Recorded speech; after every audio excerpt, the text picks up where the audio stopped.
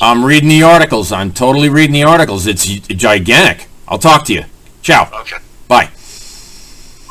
That's a reporter calling me, claiming that Connecticut has a dirty secret, and they've had it for months. And he's giving me the articles to prove it. So I'd like you to follow this story. It's insanely important because it's about Connecticut. It's about the media. We're meeting with the New York Post tonight, who's talking about Connecticut's drug problem when Connecticut newspapers are not. Hold on a second. Read these articles. It's important. Here we go.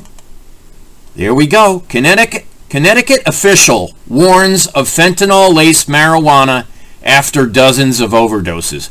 No one in Connecticut, or in the country for that matter, has been able to prove the connection between... Here, look. This is the first lab-confirmed case of marijuana with fentanyl in Connecticut and possibly the first confirmed case in the United States, said DPH Commissioner Manisha Juthani in a statement.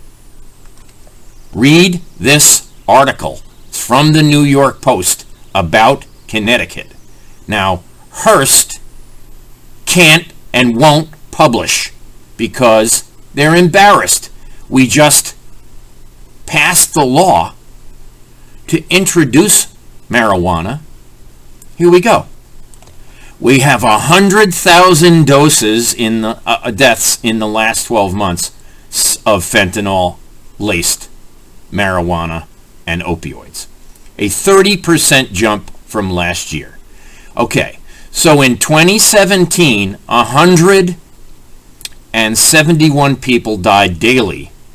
That means 220 are dying daily now of opioids. Now, Connecticut took bribes from Purdue Pharma, $112 million, so they would not be prosecuted. Now, Connecticut wants to get into the marijuana trade and hasn't even done a study about kids overdosing in high school and now middle school because marijuana is legal, and in their minds, they're willing to try it when they never tried it before. This is the first of two articles that you must see. That's the Narcan. Our Congressman Jim Himes is accused of withholding Narcan to opioid addicts, okay, by the Democratic National Committee. That's the first article. You've got to go to it in the New York Post. I'll put the link here. I'll share it shortly. But this is the second one. Ready? Put it on screen. Ready?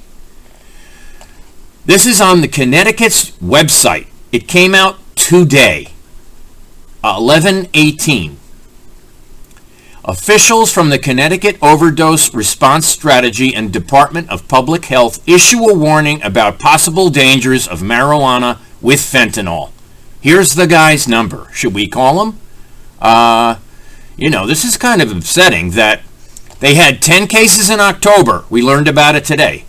They had 9 cases in September. We learned about it today. We had 9 cases in August. During the legislation, this is legislative misconduct, folks. July, 11 cases. There was 70 overdoses in New Haven 2 years ago on the green in New Haven in one day. Those 70 reported cases were actually in the hundreds because the same people who overdosed in the morning also overdosed in the afternoon on the same day. Laced marijuana with fentanyl. Okay? That was the problem. Look at this.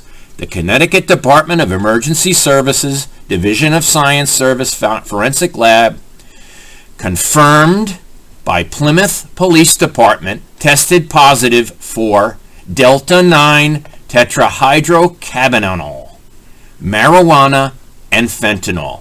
This is the first lab-confirmed case of marijuana with fentanyl in Connecticut and possibly the first case in the United States. Why? Because they are asleep at the wheel. Okay?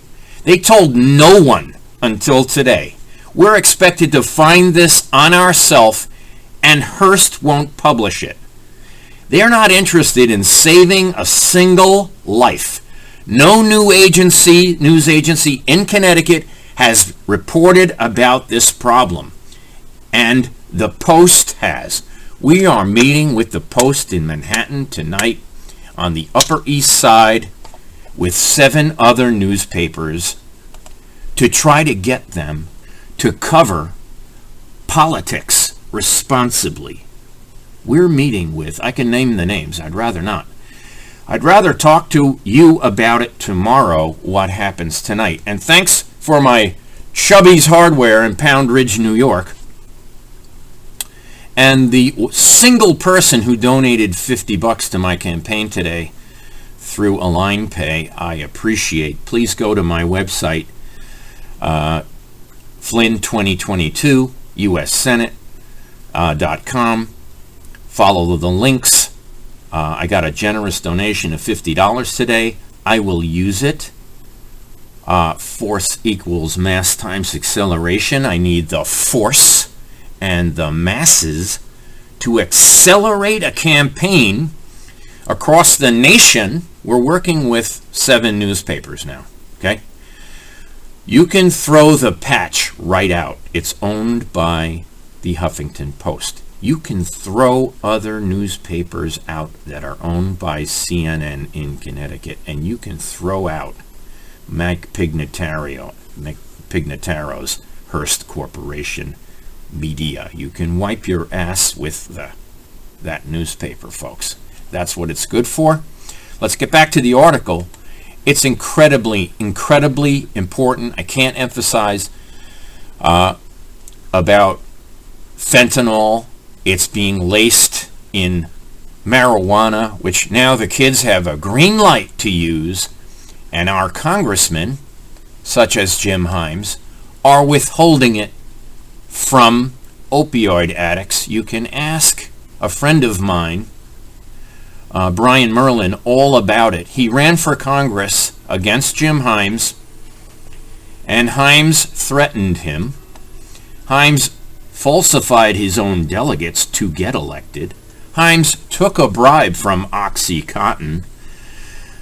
Himes is responsible for the largest money laundering scandal in Stamford history, Connecticut history. It's called Greenwich Global LP, and I own it.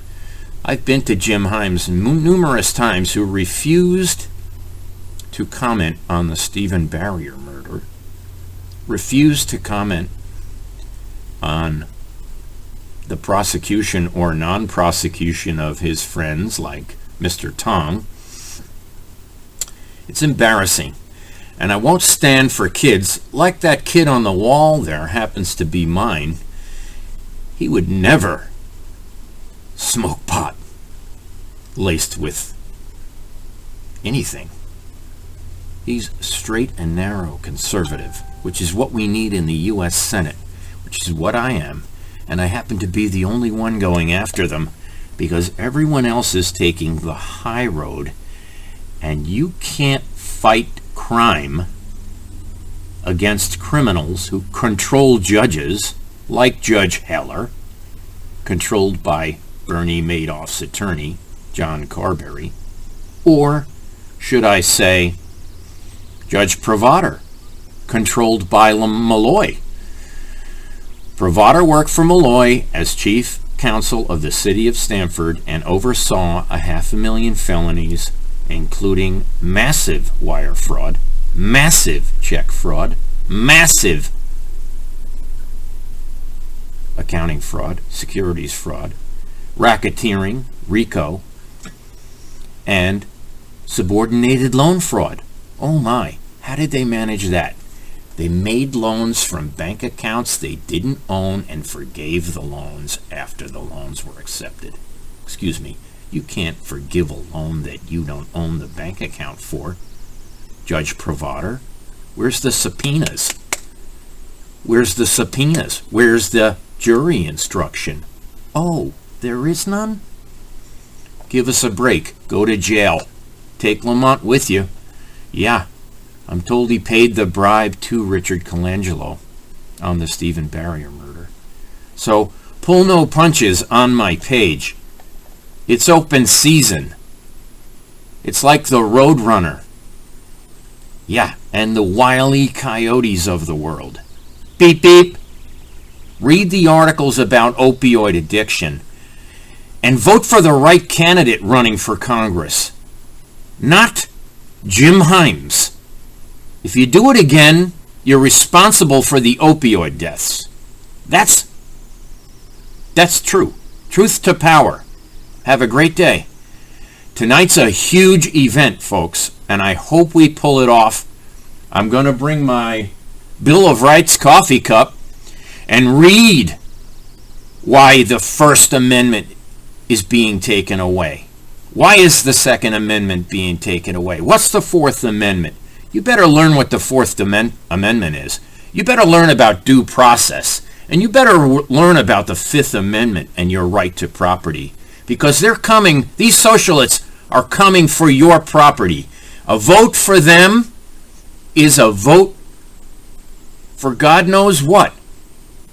When they take your property and your business, force a vaccine on you that's unproven, that was paid for, that has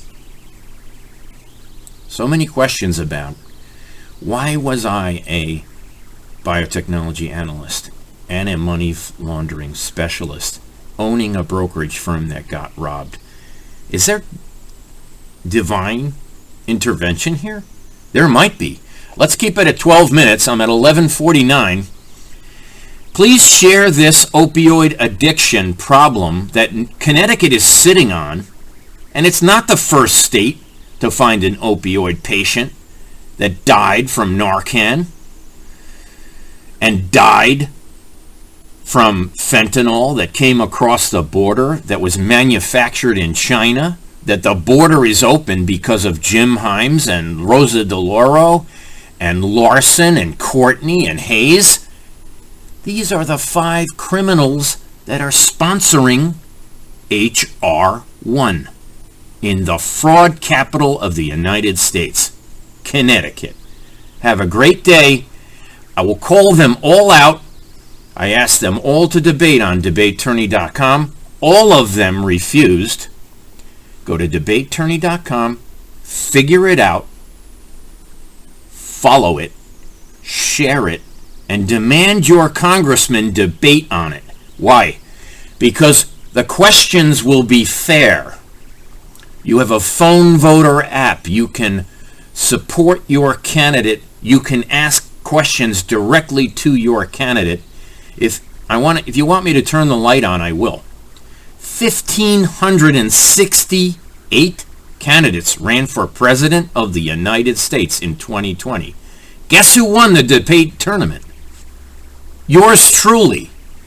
Yeah, debate the facts through a website that's fair. If you want to get on the board, you should, and you can. If you wanted to host debates, you can. Marty Heiser, who has a radio show in Connecticut, just offered to on his radio show. Where's Lisa? Where's Sheketoff? Where's she? Where's Gary Byron? He was invited to host debates on debateattorney.com. Did I hear from him? No. Should I wait for him? No. The train's leaving, and force equals mass times acceleration. Get behind the force of turning Connecticut red with the masses figuring out why the Post is a fair media outlet and why Hearst is a black hole.